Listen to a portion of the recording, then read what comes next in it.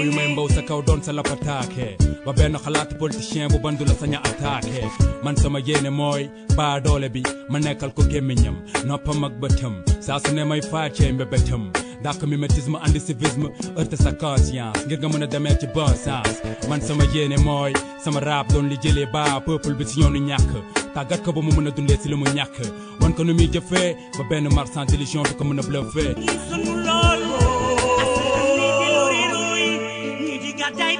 Mesdames, Mesdemoiselles et Messieurs, encore une fois, bonjour et merci de suivre votre émission Objection qui reçoit ce dimanche Ibrahima Noureddine Gaye, auteur de l'ouvrage La parole des silences, les pleurs sans larmes d'un monde sans âme. Qui est Ibrahima Noureddine Gaye? Alors, vous êtes un Sénégalais né à Dakar, mais vous avez étudié à Dakar, au Sénégal, avant de compléter votre formation universitaire entre la France, le Canada, dans les écoles HEC, UQAM à Montréal et HEC aussi à Paris. Vous êtes, oui, un enfant du monde. Tout à fait, merci et je vous remercie de cette invitation dont je m'honore. Alors, Ibrahima Noureddine Gaye, nous allons d'abord parler du titre de l'ouvrage. Le titre de l'ouvrage intitulé La parole des silences, les pleurs sans larmes d'un monde sans âme. Sans larmes, sans âme. Finalement, la parole des silences, la parole, l'art d'articuler, le silence, l'art de ne point dire mot. Comment expliquez-vous ce choix? Merci. Le choix a été, du titre bien sûr, est arrivé à la fin de la conception de l'ouvrage. Et en fait, il traduit cette ambiguïté, que la parole est une forme d'expression. Le silence est, on va dire, l'habitat des émotions. Et donc, les émotions ne parlent plus. Et donc, ce qui nous amène à aborder différents sujets dans cet ouvrage qui sont toujours en antagonisme entre la réelle nature humaine et le déroulement des choses. L'homme au centre des choses. Exactement, c'est un retour, je pense, sur notre parcours, l'humanité, que nous devons faire pour garantir notre perpétuation des nations. Et pour camper le sujet, vous dites dans votre ouvrage au chapitre 1 que nous vivons dans un monde qui ne questionne plus les intelligences, puisque son idéal est justement de les anéantir pour faire prévaloir la permanence de l'injustice. C'est dans cette période sombre que le silence devient une posture discutable, dites-vous. Oui, en fait, ce choix que vous avez fait de cet extrait résume réellement tout l'enjeu de ce chapitre. C'est de dire de plus en plus, nous avons vu évoluer des idées que nous ne pensions pas que ces idées-là pouvaient être un jour plébiscitées. Nous sommes dans un monde aujourd'hui où la haine peut être plébiscitée, dans un monde où les valeurs fondamentales peuvent être plébiscitées. Mais le plus grave, c'est que pour ceux qui veulent un monde qui évolue en respectant la diversité, finalement, la seule place, c'est le silence, car nous avons un système qui avale toutes les prétentions autres que celles souhaitées par donc un ordre que j'appelle dans cet ouvrage toujours l'ordre invisible, parce qu'on ne sait pas c'est qui, mais on commence à comprendre c'est quoi. Et bien, comment en est-on arrivé là? Puisqu'au départ, l'homme n'a pas choisi de se taire, qu'est-ce qui s'est passé réellement?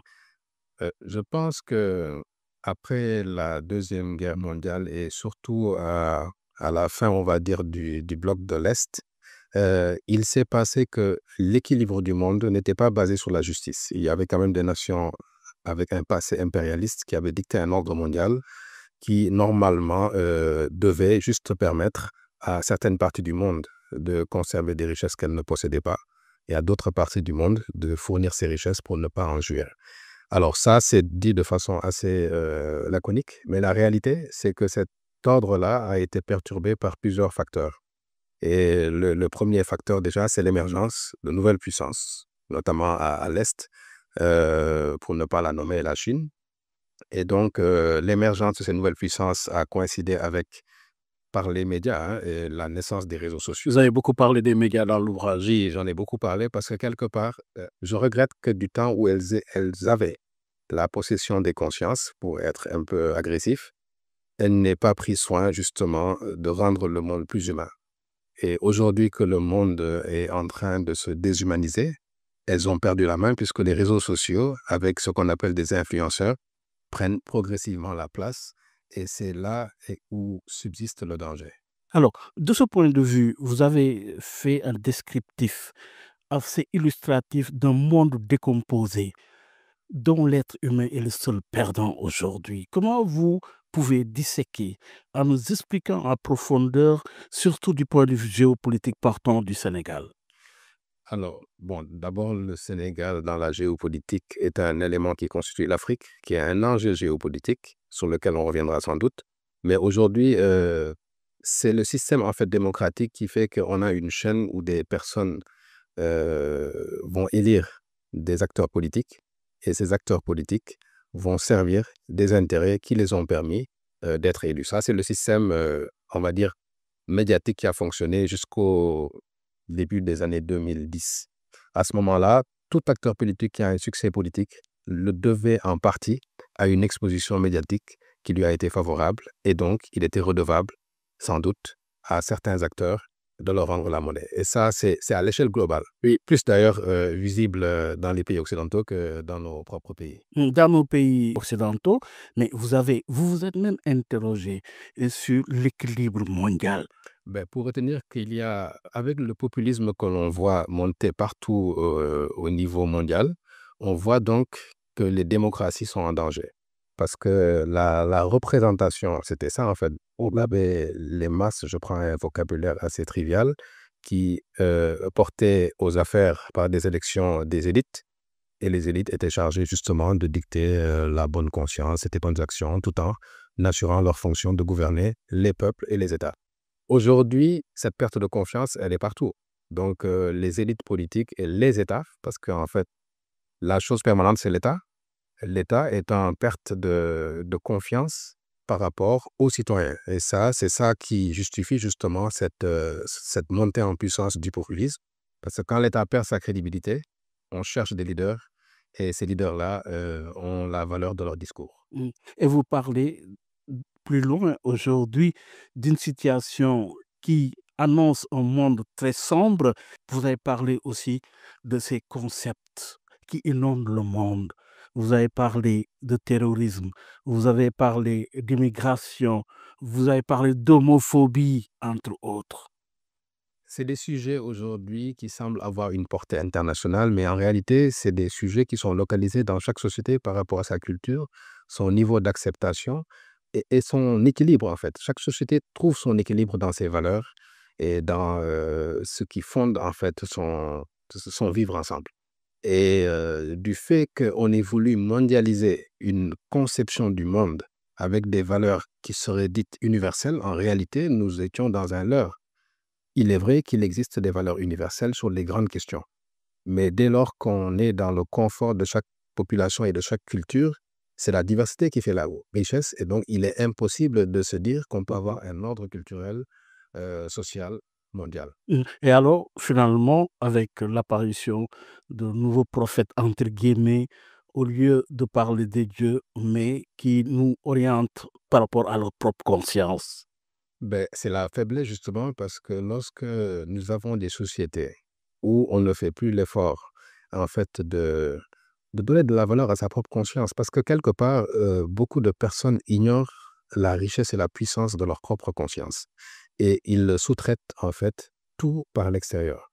Et du fait de la montée des innovations technologiques, celui qui sous-traite sa conscience devient un sujet, il n'est plus un acteur.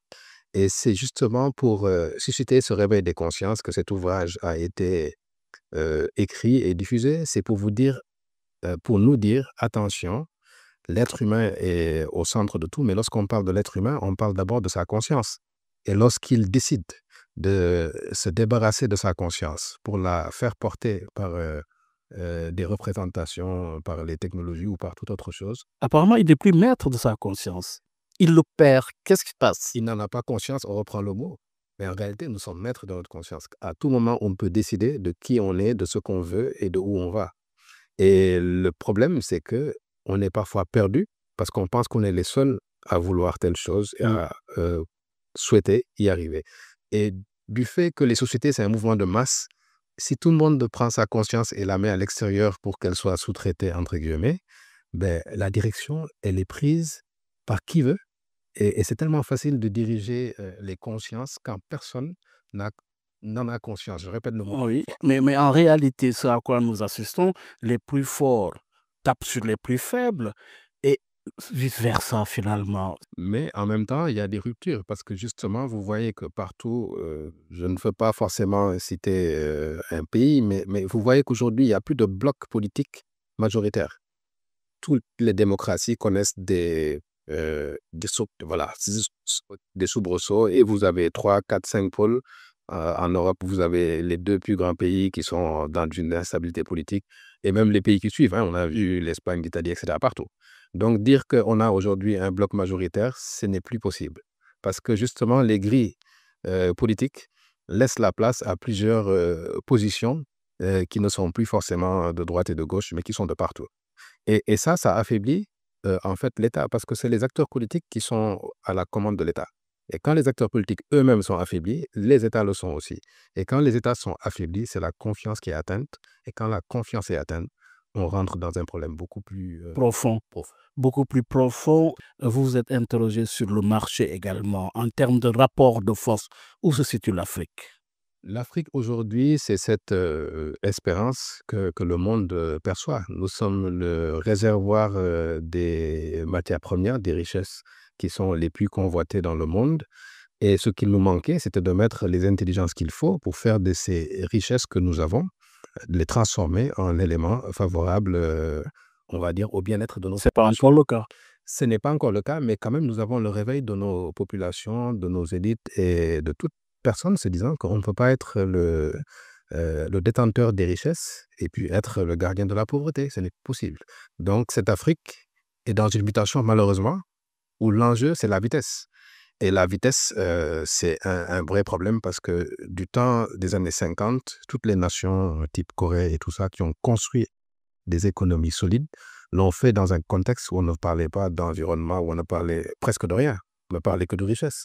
L'Afrique se réveille à un moment où le monde évoque des questions, même si dans la gouvernance mondiale, on se rend compte que ces questions ne sont pas forcément prioritaires, mais nous devons, nous, faire notre jeu. Nous ne devons pas être des rebelles. Oui, parce que le constat ici, quand on regarde des pays comme le Maroc, la Mauritanie, l'Arabie Saoudite, construisent leur propre couloir pour justement organiser le marché. L'Afrique noire, je parlais de cette Afrique sous-régionale du Sahel, pose encore problème. Oui, parce que nous n'avons pas su construire une réalité politique homogène du continent. On a la CEDEAO, l'UEMOA dans la sous-région ouest-africaine, Mais même, SADC de l'autre côté. mais c'est des Qu'est-ce qui fait le défaut? c'est des copies en fait de modèles qui ne sont pas forcément les nôtres parce que c'est un héritage colonial déjà de notre régionalisation. Ce n'est pas une réalité parce que nos empires qui ont précédé cette colonisation étaient quand même beaucoup plus homogènes que ne le sont aujourd'hui nos États. Ensuite, l'autre difficulté que nous avons justement, c'est que nous nous mettons en compétition et nous mettons la priorité sur la compétition entre pays africains plutôt que sur les synergies. Vous avez ailleurs le même phénomène. En Europe, il y a de la compétition, mais il n'y a pas un aveuglement sur l'intérêt de mettre en synergie les intelligences sur certaines questions. Nous n'avons pas encore ce niveau. Nous avons toutes les institutions possibles, mais aujourd'hui, chaque État est plus ou moins jaloux de sa souveraineté et bien entendu, cela est entretenu également par un système mondial qui ne voudrait pas d'un bloc africain homogène. D'un bloc africain homogène, mais aujourd'hui, le marché est détenu par les plus forts également. C'est- Vous avez parlé justement de puissances émergentes de plus en plus. Oui, mais les plus forts, si je prends l'exemple de la Chine, je ne suis pas un spécialiste de la Chine, mais si on voit la construction de la Chine depuis Mao, on se rendra compte que c'est une construction tout à fait intelligente. C'est-à-dire il faut partir de plusieurs réalités. D'abord, quand vous connaissez vos forces et vos faiblesses, vous vous greffez dans le système monde par rapport à cela. Si vous avez une faiblesse technologique, vous savez comment la combler. On sait comment la Chine l'a fait, et le Japon, exactement, la Corée, puis on laisse. Voilà, ça ne se fait pas en 5 ans d'une élection à l'autre. Donc, ces pays ont eu 30 ans, 40 ans pour sortir d'une situation presque similaire à celle dans laquelle nous sommes. Mais oui, émerger. Mais en termes de perspective, vous vous êtes arrêté sur le Tché, finalement. En quoi Tché, justement, vous impressionne? Le Tché m'a impressionné parce que j'ai vu le film qui retraçait sa biographie. Je ne connaissais que la belle photo du Tché. Je ne connaissais pas sa réalité, qu'il était médecin argentin, qui a traversé tout le continent en moto. Mais une de ses phrases avait retenu toute mon attention. Il disait, en parlant à ses troupes, mais mes frères, soyons réalistes, exigeons l'impossible. Et cet impossible est justement aujourd'hui ce par quoi l'Afrique peut sortir du système dans lequel nous sommes plus ou moins enfermés. Et donc, ça fait partie des éléments, en tout cas, de son parcours De argentin. volontarisme, Exact. d'engagement. Mais cela repose sur une certaine culture. Avant d'y arriver, Ibrahim Noureddine Diane, auteur de l'ouvrage La parole des silences, les pleurs sans larmes d'un monde sans âme. Alors, Monsieur Diagne, vous avez campé le sujet, mais en lisant l'ouvrage également, vous insistez beaucoup sur l'humain. Et dans le combat contre le communautarisme également, cela a attiré votre attention. Lié à l'actualité, le président Bassirou Diomaye Faye, lors de son dernier discours à la nation, a parlé aujourd'hui de lutte contre le communautarisme aujourd'hui. C'est un fléau mondial, un phénomène de plus en plus qui se propage. Oui, pour justement nous dire quoi par rapport à ce combat à mener.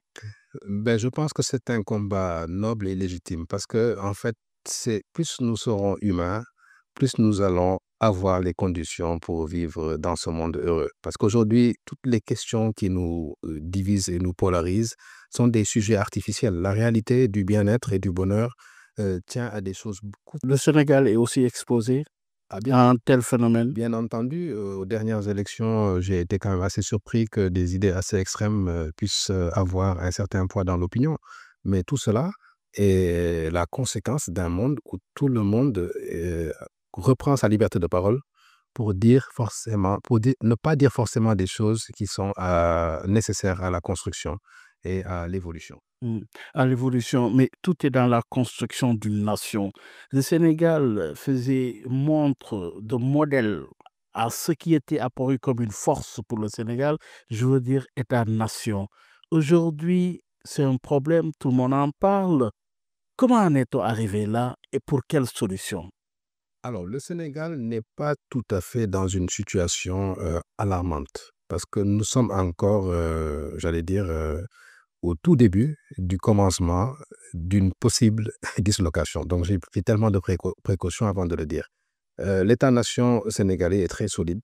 Le problème, c'est que les réseaux sociaux explosent et ne sont pas contrôlés et peut-être même ne sont pas contrôlables. Et que ces réseaux sociaux, ce qu'on oublie, c'est que chacun regarde les idées qui correspondent à ce qui l'apaise.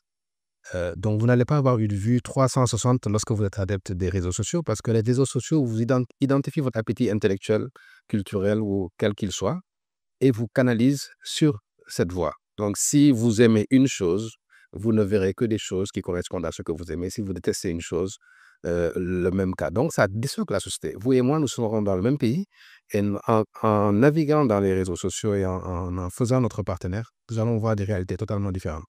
Et ça nous éloigne. Mais justement, ça doit être source de diversité normalement. Mais il faut que cela soit stratégiquement entretenu. C'est-à-dire il ne faut pas s'imaginer que l'autorégulation peut porter une quelconque société vers une nouvelle cohésion. La menace réelle aujourd'hui, c'est que chacun est son propre journaliste parce que d'entrée de jeu, et je pense que je suis dans la bonne maison pour le dire, le journalisme, c'est un métier professionnel. C'est pour justement permettre à l'opinion d'être capable d'appréhender des domaines ou des informations qui ont été traitées avec un La place et le rôle des médias dans une construction démocratique est essentielle. Vous dites dans l'ouvrage, malheureusement, que des médias sont venus parasiter la profession de la presse en instaurant une confusion systématique entre information et influence. Oui, c'est un constat. C'est une réalité parce que vous allez voir que c'est vrai que quand j'écrivais cet ouvrage, j'avais un problème, c'est de dire je contextualise ou je globalise. Et j'ai choisi de globaliser parce que si on contextualise, il y aura toujours un petit fine-tuning, donc un petit réglage dans chaque société. Mais sur le plan global, que sait-on du monde autre que ce que la presse nous en dit? Donc, tout ce que nous savons du monde, nous l'avons su par les médias, jusqu'à ce qu'il y ait l'Internet, qui soit un canal où on peut s'auto-informer. Et après, il y a eu des influenceurs qui peuvent canaliser notre auto-information. Donc, la presse avait quand même une place fondamentale pour que ce monde soit un monde où les consciences sont abreuvées d'idées nobles. Et c'est ça qui fait que, justement, les sociétés peuvent être en cohésion. Parce qu'à la fin de la journée, il n'y a rien d'autre que l'humain et nulle différence. Vous êtes pour le vrai que l'introduction justement des réseaux sociaux ont créé le désordre. On crée le désordre parce que les médias traditionnels n'ont pas senti la menace venir. Et donc, le contrôle qu'elles avaient sur l'opinion, elles l'ont perdu d'un coup de manche. Et avec comme objet la construction des consciences sans raisonnement. Et ça, Oui. c'est le grand danger parce que, vous savez, On en est arrivé là finalement. oui, parce que vous voyez que les extrêmes se nourrissent et grossissent au fil du temps. Et ce qui nourrit les extrêmes, justement, c'est que le raisonnement n'est plus là. Et vous dites une certaine presse est entre des mains d'intérêt poursuivant un idéal que je ne partage pas. C'est quoi cet idéal? C'est un idéal de domination et d'enrichissement sans fin. Et je pense que le destin de l'humanité, ce n'est pas de la domination, parce que la domination ne produit pas d'équilibre. Elle produit des frustrations et ces frustrations génèrent tout ce que les sociétés rejettent aujourd'hui. Donc, on est dans un cercle vicieux. Et ça déshumanise. Ça déshumanise. Vous avez parlé des missiles à la place des hôpitaux. Eh bien, c'est ça. Ibrahim Aïdé Ndiaye. C'est ça qui est choquant, c'est de voir un missile qui coûte plus cher qu'un hôpital et qu'on lance sur une école. Alors finalement, se pose un problème, c'est le problème de la civilisation, une civilisation à bout de souffle. Bon, c'est vrai que dans cet ouvrage, j'ai choisi des mots volontairement très choquants pour que les différentes formes d'organisation et que les différentes élites repositionnent l'humain dans leur démarche. Et donc, aujourd'hui, on peut questionner la civilisation. À un moment, on parlait de choc de civilisation, mais c'était plus ou moins, voilà, c'était plus ou moins ciblé. Mais aujourd'hui, c'est une friction parce que c'est atomisé. C'est-à-dire, vous prenez les grands blocs, vous avez un premier niveau de division et vous descendez. Et ça arrive jusqu'au niveau de l'atome et ça se reconstruit. Vous allez voir qu'aujourd'hui, les homogénéités ne sont plus géographiquement localisées. Elles sont culturelles ou dogmatiques. Et vous allez trouver les personnes qui pensent les mêmes choses réparties partout dans le monde. Et non, C'est organisé apparemment. et non plus concentrées. C'est organisé apparemment. Ça pourrait l'être. C'est pour ça que je vous parle d'un ordre invisible, parce que ça pourrait l'être, tout comme ça pourrait être la conséquence d'une démission. Parce que quand une place est vacante, elle est occupée. Une société, c'est comme un système, ça vit, c'est vivant. Mais Ah, justement, ma- pour vous répondre de ce point de vue, Oui. je vous renvoie votre titre, le titre de l'ouvrage, quand vous parlez les paroles, la parole des silences, à un moment donné, mieux vaut observer le silence qui est devenu aujourd'hui une stratégie. Oui, Alors, le silence, c'est une posture noble que lorsque ceux qui ont la parole ont l'intelligence de la parole. Mais quand ceux qui ont la parole n'ont pas l'intelligence de la parole, alors le silence devient quelque chose de nocif. Et aujourd'hui, il faut dire que les énormités qu'on entend à travers le monde, qui se disent librement par qui veut, ça peut quand même faire peur. ça pose justement le problème de la liberté. Exactement, chaque individu est libre de dire ce qu'il veut, mais comme disait l'autre, une toute liberté a ses limites. La liberté des uns s'arrête là où commence celle des autres. Exact. Oui, et de ce point de vue, et toujours dans le prolongement également, Ibrahim Noureddin Diagne, aujourd'hui le monde est désarticulé. Désarticulé parce que l'homme lui-même n'a plus en possession de son intelligence pour comprendre et agir seul apparemment. Alors, selon mon analyse, d'une part, on a le fait que l'être humain est en perte de sens. Et ça, nous sommes tous passés par là. Et d'ailleurs, moi, je pense que le chemin spirituel, que je dissocie du chemin religieux, est un chemin qui permet à l'être humain de repositionner l'essence de sa vie. C'est-à-dire, dès lors que la vie est un espace de temps déterminé, il n'y a aucun moyen de faire en sorte qu'elle s'éternise. Il faut donner du sens à son action. Mais comment donner du sens à son action si vous n'avez pas le pouvoir? Parce qu'aujourd'hui, le pouvoir est délégué aujourd'hui. Et justement, la question de l'échec économique ne détermine pas la faiblesse de l'homme en question. Il y a un lien forcément, parce que pendant longtemps, on a pensé qu'il y a ceux qui sont intelligents qui dirigent et ceux qui sont dirigés qui sont dociles. Je ne dis pas qu'ils ne sont pas intelligents, mais qu'ils sont dociles. Et ce système a fonctionné jusqu'à ce qu'on se rende compte que parmi les gens dociles, il y avait des gens intelligents et que parmi les gens qui dirigent, il y avait des gens qui étaient verts. Et donc, du coup, aujourd'hui, nous sommes dans un monde où cet équilibre est perdu. Et c'est le niveau de confiance qui est perdu. Et c'est les États qui représentaient cette confiance qui ont été affaiblis. Et donc, il faut un autre système, sans doute, pour pouvoir recréer des pactes de confiance. Aujourd'hui, tout leader politique qui ne s'engage pas dans une cohésion et un nouveau pacte de confiance se met en danger parce qu'il creuse l'écart qu'il y a entre la population et l'État, le système, parce que l'État, c'est un système. Et ça, c'est un danger. Et comment justement réorganiser nos sociétés? C'est le dernier chapitre pour parler du bonheur de l'être humain. Comment ce bonheur doit être structuré? Alors, je pense qu'il doit être structuré en dehors du cadre matériel, parce qu'en fait, c'est la recherche de richesse effrénée qui, en fait, qui prive nos attentions sur les questions évidentes, c'est-à-dire, quelque part, comment peut-on amasser des fortunes pour les conserver à côté de souffrances élémentaires de population. Que ce Problème soit de bonne gouvernance?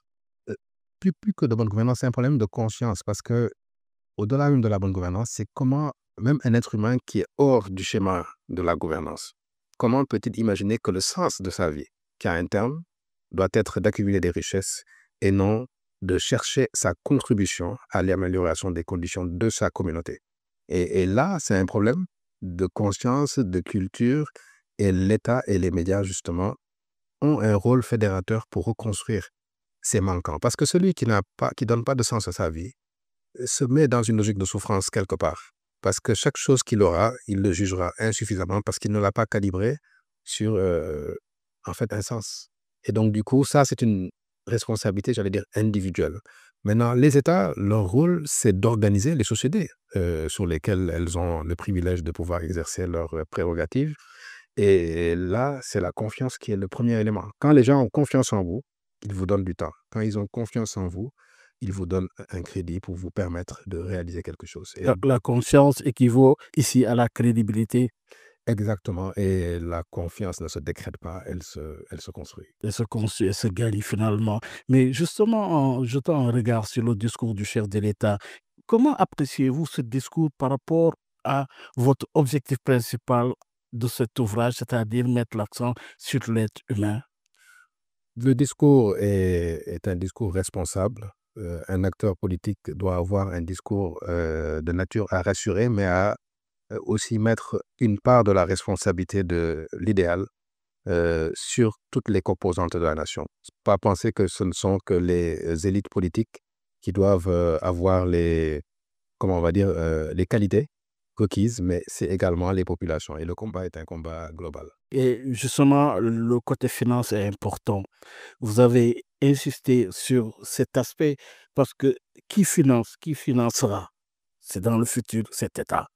C'est la question que vous êtes posée. Alors, on a un système fiscal traditionnel qui a toujours été en place et qui est quelque part de plus en plus en déphasage avec la création de richesses. Aujourd'hui, vous voyez que sur les réseaux sociaux, beaucoup de personnes arrivent à garantir leur dignité avec des activités qui sont en dehors du champ fiscal. Il ne s'agit pas d'aller les chercher pour les affaiblir par fiscalité.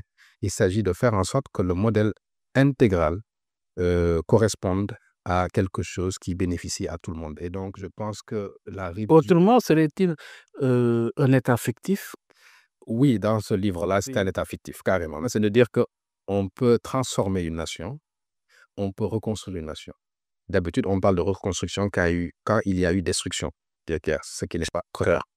Mais parfois, la transformation est un exercice très difficile qui demande un alignement parfait entre une vision claire. C'est ça l'objectif des nouvelles autorités, oui. Exactement. Mais après, il faut le système et la machine. Et l'un des principaux défis, c'est le temps.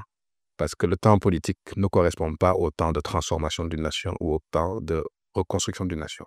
Et ça, nous devons essayer d'avoir des consensus très forts pour revoir notre modèle démocratique. Parce que si tous les 5 ans, on doit reconfigurer notre machine à développement, on n'y parviendra jamais. On y parviendra. D'abord, vous avez parlé justement d'un consensus. Sur quoi reposerait-il?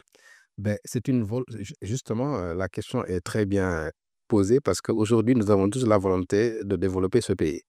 Nous savons tous que nous ne pouvons pas le développer en 5 ans. D'ailleurs, le plan en cours est sur une vision 50.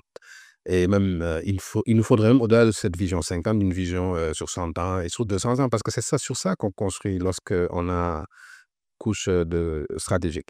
Et donc, je pense que le véritable défi aujourd'hui, il est dans cette recherche de consensus pour aller vers un pacte qui fasse qu'il n'y ait pas de divergence sur ce qu'on veut construire, là où on veut aller et comment on doit y aller. Réinventer le Sénégal, finalement. C'est ce qu'il faudrait sans doute. Sur Utopia, vous en rêvez, C'est ce qu'il faut également. mais pour rêver, il faut avoir des indications. Oui, mais le rêve, en fait, est libre. Et ensuite, transformer le rêve en vision, ça devient quelque chose de plus construit. Et partir d'une vision pour mettre en place une stratégie, et de cette stratégie, des plans d'action. Ibrahim Noureddine Diane, permettez-moi de prendre des exemples pour vous citer.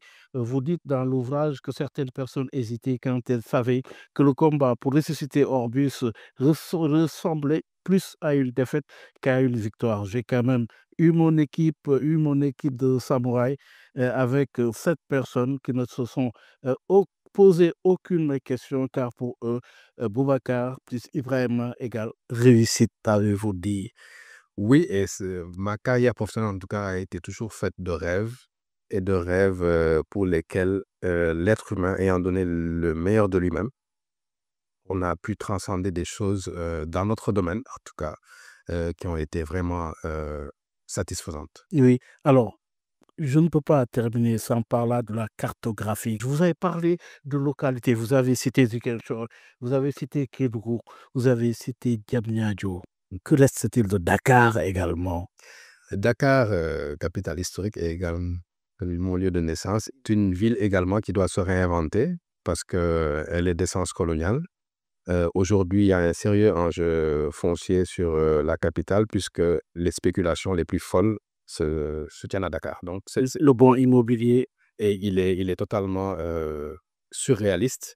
Et donc, il faut aujourd'hui, avec des instruments comme la Caisse des dépôts, avoir une politique urbaine de Dakar de réinvention. C'est-à-dire, ce n'est pas une ville qu'il faut quitter parce qu'elle est engorgée, c'est une ville qu'il faut réinventer pour la rendre agréable et faire en sorte que ses populations s'y épanouissent. 2 activités, professionnalisation de la livraison et professionnalisation du personnel de maison. Oui, professionnalisation d'une personne de maison, c'est un sujet important. C'est une réalité que nous transcendons tous les jours en faisant semblant de ne pas la considérer. Mais aujourd'hui, le personnel de maison est nécessaire. Pourquoi? Parce que quelqu'un qui travaille, il travaille parce qu'il y a une personne de maison qui, plus ou moins, gère la maison. Et le défaut de statut de ce personnel de maison est quand même une réalité qu'on ne peut plus transcender. On est obligé aujourd'hui de nous poser des questions sur la réalité sociale de ce personnel de maison, un statut, une sécurité sociale, la santé, etc. Donc, j'ai fait pas mal de propositions dans l'ouvrage allant dans ce sens. Oui, justement, le commerce de rue, comment fixer ce commerce? Justement, il faut L'organiser il pour faut en tirer des bénéfices. pour en tirer des bénéfices, surtout avoir des statistiques sur la réelle en fait, le vrai taux de chômage, parce que beaucoup d'activités urbaines et périurbaines génèrent des revenus supérieurs à des revenus salariaux dans le secteur privé ou l'administration, mais ne sont pas comptabilisés. Et donc, nous ne savons pas réellement quel est le niveau de notre pauvreté. Le niveau de notre pauvreté, justement, il fallait un peu réorganiser l'économie. Vous en avez parlé largement dans l'ouvrage, mais aussi décourager la fraude. Oui, il ne faut pas. Moi, je pense que le système tel que nous le vivons aujourd'hui, c'est un système où chacun a cherché sa voie pour améliorer sa condition, ou même quelque part pour ne pas tomber dans les abîmes. Donc, on ne peut pas du jour au lendemain casser le système, parce que si on casse le système, se casse nous-mêmes.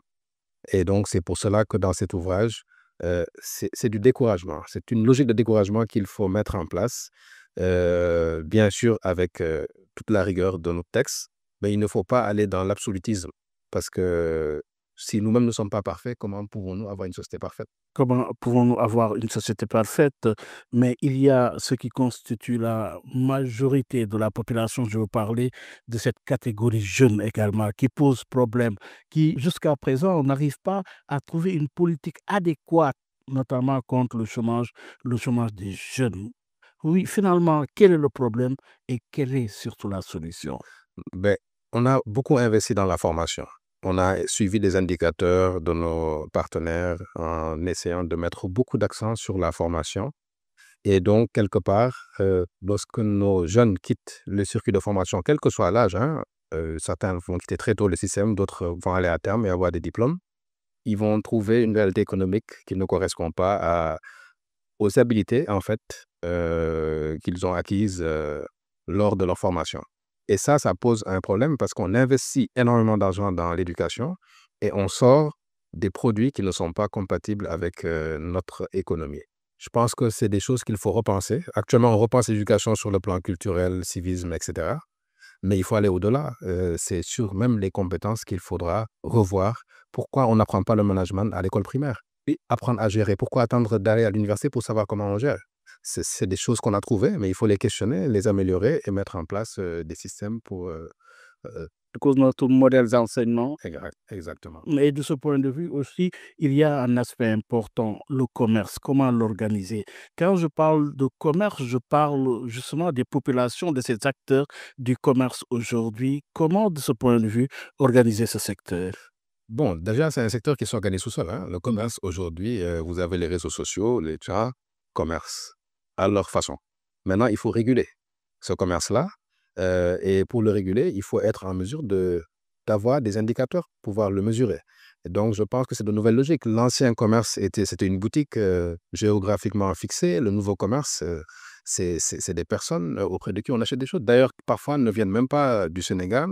Et même mieux, parfois, ne correspondent pas à nos lois sur l'hygiène ou sur la santé publique. Donc, il y a aujourd'hui quelque chose à faire. Le Sénégal n'est pas un pays isolé dans dans ce que je décris, mais il faudrait que nous puissions prendre conscience qu'il faut chercher à encadrer ce commerce. Il faut chercher à encadrer ce commerce. Aujourd'hui, le Sénégal est dans le monde. Vous avez parlé d'un défi important sur le défi numérique également. À ce niveau, quel axe, mais surtout, quelle stratégie? Alors, le numérique, c'est la chose qui nous permet d'aller chercher des richesses en dehors de nos frontières. Moi, c'est comme ça que je le vois. C'est-à-dire, si on a un véhicule pour être un pays conquérant, c'est grâce au numérique. Et nous avons des compétences et des idées dans ce domaine.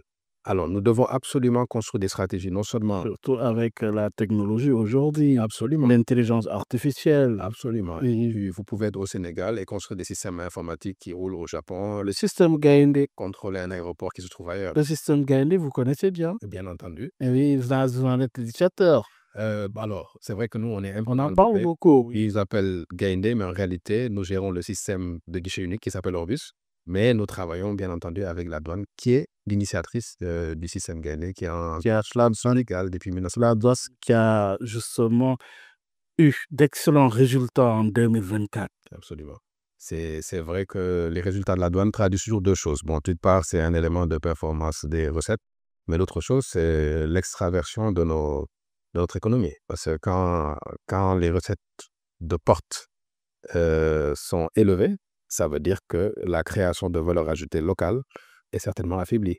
Et donc, c'est toujours bien d'avoir une administration des douanes très performante en termes de recettes, mais il faut des politiques et je pense qu'elles sont aujourd'hui les priorités du nouveau gouvernement, hein, notamment sur l'agrobusiness, l'industrie et tout ça. Mais encore une fois, pour rester dans ce registre, nous ne pouvons pas être puissance industrielle. Pour le faire, il faudrait que nous soyons soit concentrés et qu'en Afrique, on décide que... C'est un impératif catégorique. Il faut quand même aspirer à. Mais il faudrait se spécialiser. Si on dit que la Côte d'Ivoire, c'est l'électronique, le Sénégal, c'est la pétrochimie, il faut qu'en Afrique, on se dise qu'on va constituer un pôle et on va donner à chaque pays la possibilité d'être un spécialiste d'un domaine et les autres pays accepteront d'être un marché pour ce domaine. Mais rien qu'avec ça, si on arrive à le gérer dans le territoire de la CEDEAO avec le Nigeria, mais on a de quoi construire une très solide économie et faire progresser notre taux de commerce intérieur qui est très faible, extra-communautaire, pour passer à des taux beaucoup plus importants. Et donc ça, je ne pense pas que de petits pays le peuvent. Vous me direz que la Corée, lorsqu'elle émergeait, était un petit pays, que Singapour reste un petit pays, les Émirats arabes unis restent un petit pays, mais avec des gouvernances stables. Ce qui est compliqué, c'est d'avoir une gouvernance instable et être un petit pays. Donc, soit vous avez un roi et puis... Il faut une organisation démocratique. Mais Singapour est un bel exemple. C'est le même parti qui régente le pays avec des gouvernements et des leaders différents. Donc, c'est presque un régime de parti unique. Pourquoi avons-nous besoin d'avoir autant de partis au Sénégal? Bonne question. On aurait pu organiser une démocratie à l'intérieur d'un système politique. Vous avez parlé à l'heure où le chef de l'État appelle justement à la rationalisation de l'espace politique. Mais finalement, quel modèle retenir? Bon, c'est là où le consensus est difficile. Il y a des partisans de la liberté. Et cette liberté-là, où elle nous mène, elle a une limite parce que être libre, c'est être seul. Et qu'est-ce que ça nous a rapporté depuis plus de 60 ans? Ben, c'est ça. Il faut en tirer les enseignements. Tirer les enseignements. Froidement ou... Ben, Oui. en tout cas, le temps ne nous laisse pas Des choix. être capable de faire de très élaborées réflexions. C'est très pratique aujourd'hui. Moi, à titre personnel, Chaque 2, 3, 5 ans, il y a des élections. Entre-temps, par interminence, il y a aussi des élections. Finalement, le temps pour le travail. mais c'est exactement ça. C'est-à-dire qu'il y a un niveau de développement, si on l'avait atteint, un niveau de force publique, si on l'avait atteint, ça ne serait pas un problème. Les États-Unis sont le meilleur exemple. Ils peuvent changer de président tous les 4 ans. La ligne américaine ne bouge pas. Oui. Nous, Mais c'est parce qu'il y a quand même un chemin parcouru. Les États-Unis ont connu des temps de guerre, de confrontation et tout ce qu'il y a comme situation. Exactement. Oui. Et aujourd'hui, les enseignements ont été tirés. Une constitution a été votée, adoptée et finalement, comme règle, comme modèle justement de pratique. C'est pour ça que c'est un beau modèle parce qu'on se dit que c'est parce que les règles ne changent pas, ce qui gouverne peut changer. Mais quand les règles changent, ce qui gouverne change, tout change, ben, on ne construit rien. Pour construire, il faut une base solide et cette base-là, pour les États-Unis, c'est leur constitution, elle est sacrée. Il y a des choses qui sont insensées mais qu'ils maintiennent depuis des dizaines d'années parce que c'est ça leur logique. Pour ne pas rester dans l'unique registre américain, vous avez aussi le Japon. Tous ces pays-là ont d'abord une conscience de qui ils sont. Le Japonais, il sait qui il est. Il a son passé. C'est une question d'abord de qui nous sommes. Oui, Parce le que régler d'abord. Parce que si vous ne réglez pas qui vous êtes, vous ne pouvez pas régler tout ce que vous devez faire. Et je pense que ça, c'est aussi un enjeu parce que maintenant, ma question favorite lorsque je discute avec des personnes, c'est de dire, mais c'est quoi être sénégalais? Mais très peu de personnes peuvent me répondre. En dehors d'avoir la carte d'identité, le passeport, c'est quoi être sénégalais? On ne le sait pas. Moi, je réponds plus facilement à c'est quoi être africain que c'est quoi être sénégalais. Et ça veut dire que donc, il y a un travail qu'il faut faire parce que c'est cette première conscience qui dicte les sacrifices nécessaires pour arriver à un niveau. Oui, mais justement, qu'est-ce qui vous identifie finalement? Oui, nous nous sentons sénégalais quand l'équipe nationale joue. Là, bon, tous les cœurs vibrent.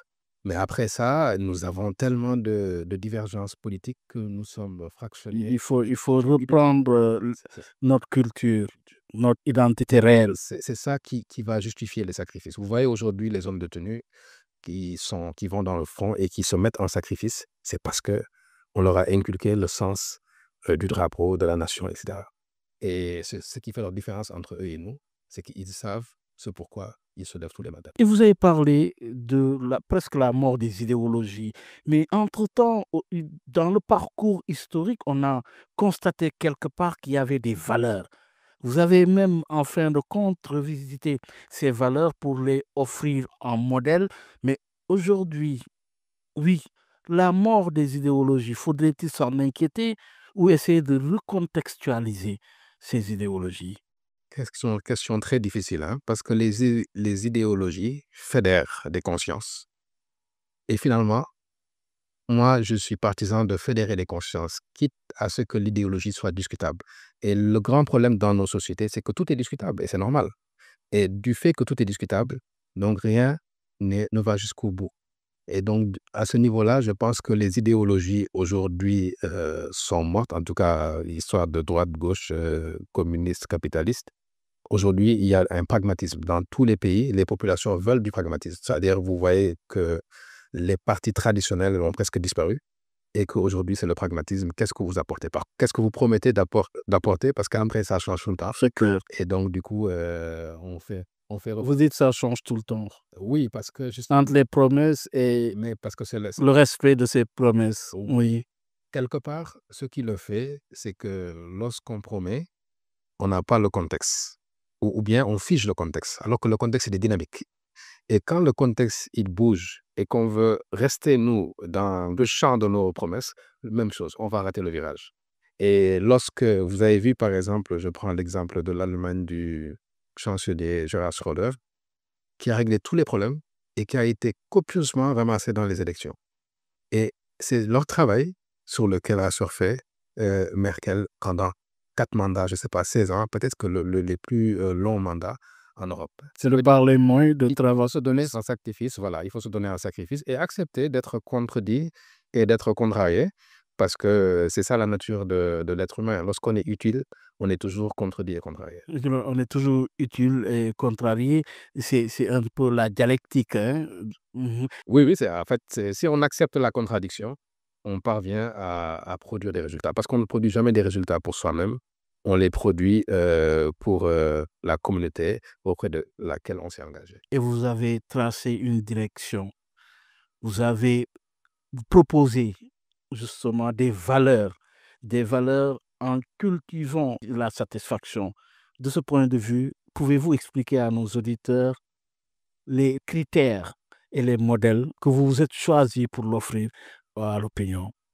Oui, une question très importante, parce que la satisfaction, c'est l'élément ultime qui permet à chaque individu de se sentir confortable dans le milieu dans lequel il évolue. On sait tous que ce n'est pas une question de richesse, c'est une question d'adéquation entre ce que nous voulons et ce que nous avons. Alors, ce qui fait la différence entre ce que nous voulons et ce que nous avons, c'est des éléments extérieurs. En réalité, un bébé, lorsqu'il naît, il est heureux parce que c'est très simple ses besoins. Et donc, au fur et à mesure qu'il est dans notre monde, avec toutes les contradictions que nous avons, avec toutes les peurs que nous alimentons, il finit parfois par construire lui-même les éléments de son insatisfaction. Donc, j'insiste beaucoup dans cet ouvrage que nous sommes maîtres de notre satisfaction. Il faut faire coïncider ce que nous pouvons et ce que nous avons. Et ce que nous pouvons, ce que nous avons à partir des critères édictés, notamment qui débouchent ou bien qui vont finir par nous imposer l'éthique, l'humilité, la patience, oui. C'est autant d'éléments qui nous régulent nous-mêmes, parce que quelque part, nous sommes un bouillonnement intérieur en confrontation avec un bouillonnement extérieur. Alors, il faut essayer d'avoir les éléments de contrôle du bouillonnement intérieur pour être capable d'encaisser le bouillonnement extérieur. C'est ça, j'allais dire, la géographie simple de la satisfaction et du bonheur. Merci beaucoup, Ibrahima Noureddine Ndiaye. Ça a été un plaisir, vous l'avez compris, et c'est cette culture de satisfaction qui met un terme à cette émission. J'espère que vous êtes satisfait. Merci, très satisfait de votre invitation qui est la première de l'année, et donc je vous la remercie infiniment. Merci, je serai et puis vous transmettre nos volets meilleurs pour 2025 qui a déjà démarré, et espérons que cela continue dans la paix, mais surtout dans la sagesse également pour un Sénégal de bonheur pour tout le monde. Merci encore une fois. Merci à vous et meilleurs vœux à tous vos auditeurs. Merci beaucoup, mesdames et messieurs. C'en est tout. Excellente suite sur la 98.5. Dans une poignée de secondes, vous serez en compagnie de Awa Thiaw dans le cadre de Dianobi qui invite justement Cheikh Gueye de Raza. Oui, l'auteur de l'électrochoc pour 2025. Merci, excellente suite, à dimanche prochain. Au revoir. mbow yu may mbow sa kaw doon sa lapataake ba benn xalaat politicien bu bandu la saña attaqué man sama yéene mooy baa doole bi ma nekkal ko gémmiñam noppam ak bëtam saa su ne may faacee mbébétam dàq mimétisme andi civisme heurte sa conscience ngir nga mën a demee ci bon sens man sama yéene mooy sama rap doon li jëlee baa peuple bi si yoonu ñàkk tàggat ko ba mu mën a dundee si li mu ñàkk wan ko nu muy jëfee ba benn marchand d'illusion du ko mën a bluffé